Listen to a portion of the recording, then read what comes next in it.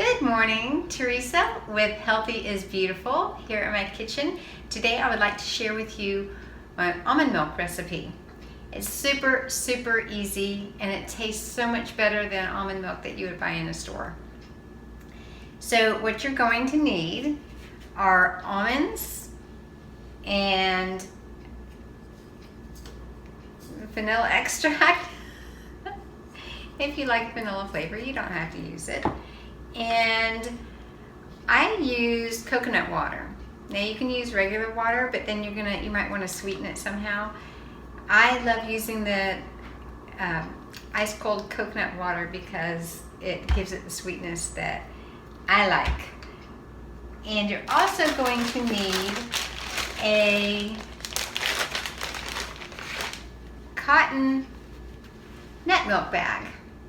Now, if you don't have one of these, I will leave a link below where I get mine. These are slightly imperfect, so the side I get them from, they're much less expensive.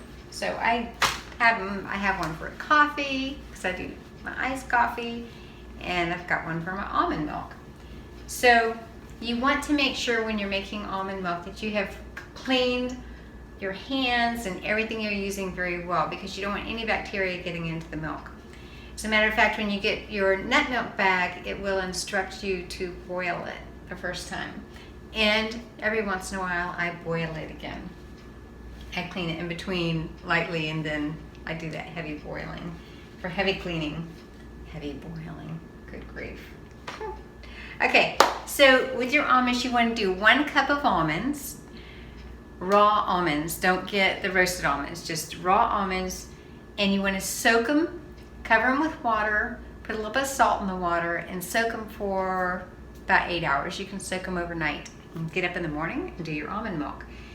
Now it's going to look like more than a cup because they've soaked up some of the water. It helps them germinate and it makes them much easier to digest. Now I like to take the skins off when I'm making my almond milk. You don't have to take them off. It just makes the milk whiter and brighter. So to take the skins off, all you have to do is you kind of put your fingers together and twist, and it pops right out. So if you have the extra time to take the skins off, you can do that, but you don't have to. It's really just about the coloring of the milk. The skins are probably healthy. You should probably save those with the pulp. This is 1.5 cups. So I know with these I use 2. It brings it right up to 3 cups.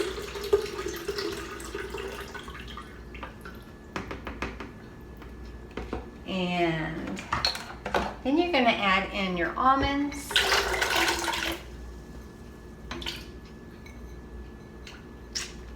And, okay, there's a loose one. Yum. Then you want to add in 1/2 to 1 full teaspoon, depending on taste, of your vanilla extract. Okay, well, almond's gonna make me cough. All right, so at this point, here's the hardest part. You're gonna turn on your high-speed blender, start it at a low speed, bring it up to a higher speed,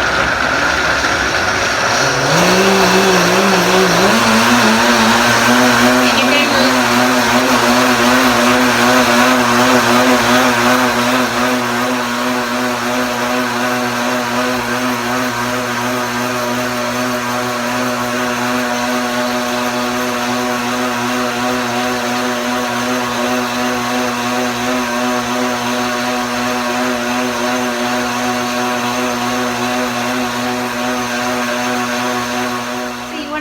it for 90 seconds. I went a little over, but that's okay. But I was showing you the bag. You want to turn it inside out so that the almond pulp is on this side just because it's easier to clean. If the almond pulp gets stuck in the threading, then it's just harder to clean. So I turn this inside out. The reason I took my rings off, I washed my hands very well, and I cleaned under my fingernails. When you are squeezing the milk through, it's pouring all over your hands, and it'll be going under your fingernails. So I recommend scrubbing really well. Even though I did that, I still like to wear gloves. They're a little damp because I put them on earlier to prepare them. I like to put the gloves on and then put some soap on my hands under the water and just wash like I'm regularly washing my hands. Even though they're supposed to be sterile, I just like to wash them. So the almond milk basically is done. And some people actually drink it just like this with the pulp in it. For me, I don't want the pulp in it. So I pour it into the bag, and you want to get an organic cotton. And there are a lot of things online that say organic cotton, and I think they're really not. I think you have to be careful. But like I said, I'll leave the link for this. So you can do this in a bowl. I just do it straight into the pitcher. I'm twisting it, and then I'm just going to squeeze. Now this is the most delicious, sweet, tasting almond milk I have ever had. And the challenge for me, which I'm getting better about it, but it was really hard at first, is not to just guzzle the whole thing because it tastes so good. As a child, when you would have cereal and then you would drink the milk after and it was really sweet, that's kind of what this reminds me of. It makes me think of cereal milk. And I know there's a whole thing about cereal milk. There's like this company that sells it. Like they do different flavors of cereal milk. Okay. I usually do this in sections, and I just poured the whole thing in there, so there's quite a bit. And I'm probably going to make a little bit of a mess, because I should have done it in the bowl and then poured it in the pitcher.